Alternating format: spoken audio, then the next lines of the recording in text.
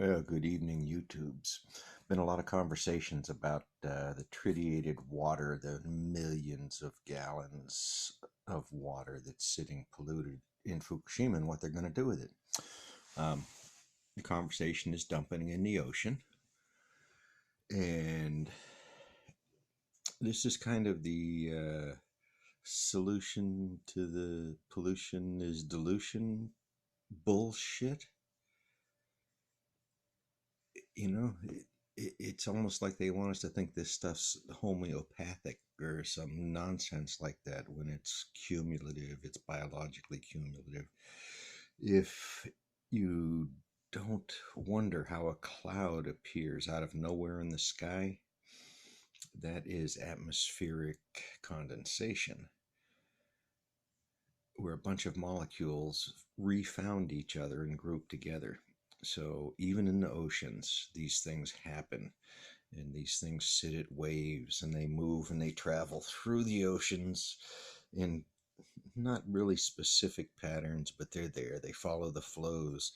So dumping that tritiated water is one thing. No one will drink tritiated water.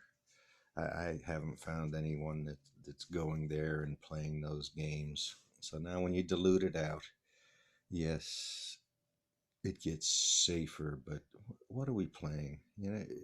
What are we playing?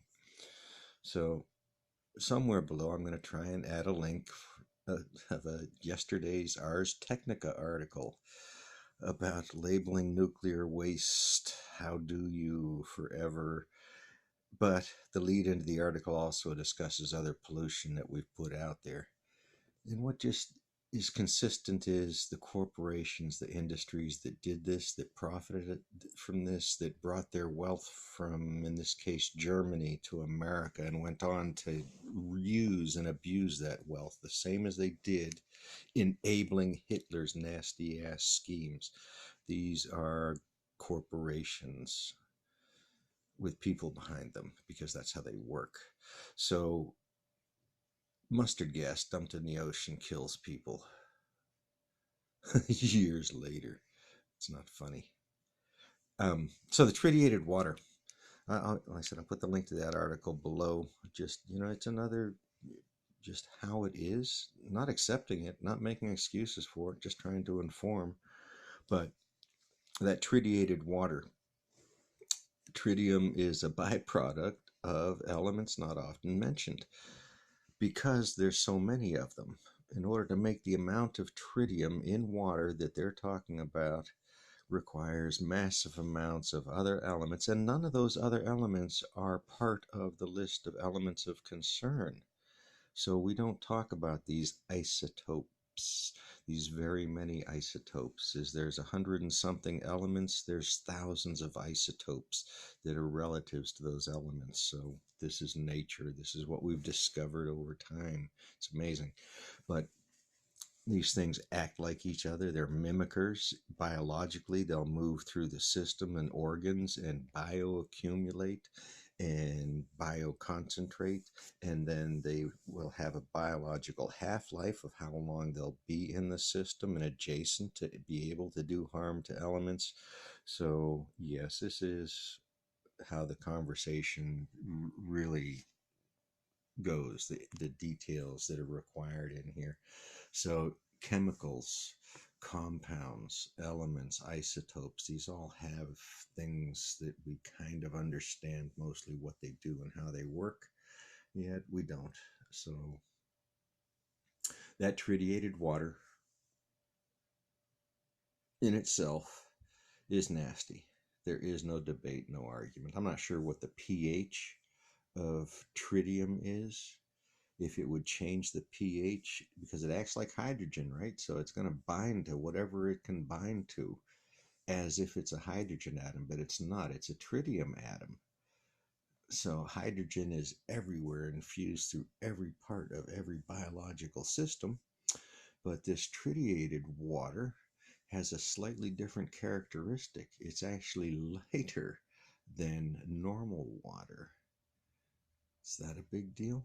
I mentioned before in another video that we've shown that tritiated snow lands at different um, what's it called, latitudes. In our case, on the north side of the planet, it is towards the North Pole because it's lighter snow. Don't ask me how this works. The paper is out there somewhere. I can find it again. I think I've read it 3 times. But I'll find the link if you want to challenge, eh? So, yeah, this isn't good. This is this information about these isotopes is where they hide. The science, the measurements behind this, the misleading. If you have 2 isotopes, each isotope individually is below the harm level, the acceptable risk level that the government has decided it is, then that one is considered safe. But you have one of one element, one of another, each one with a different harm. When you have those both, you add them up. So individually, we can say it's safe. But when you add up all those little pieces, it starts to change. It starts to get fuzzier. The rules get much fuzzier. Just as I noted in another video about alpha, beta, and gamma particles having different harm levels. It's in a spreadsheet back there somewhere. It had to be part of some equations to set up the idea of how risk changes based on what you know by factors of hundreds. So,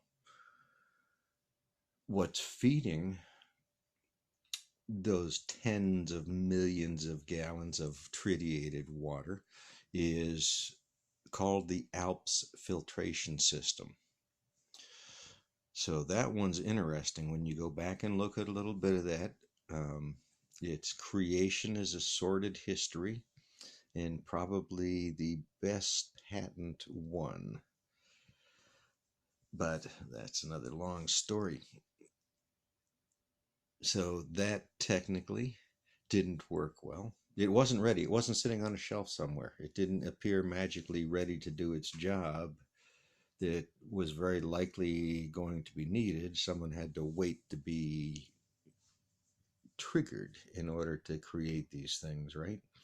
So there's a safe nuclear industry for you. But that ALPS filtration system is filtering out radionuclides and heavy metals. No one has discussed the amount of heavy metals and other stable, the decay products of all of these elements.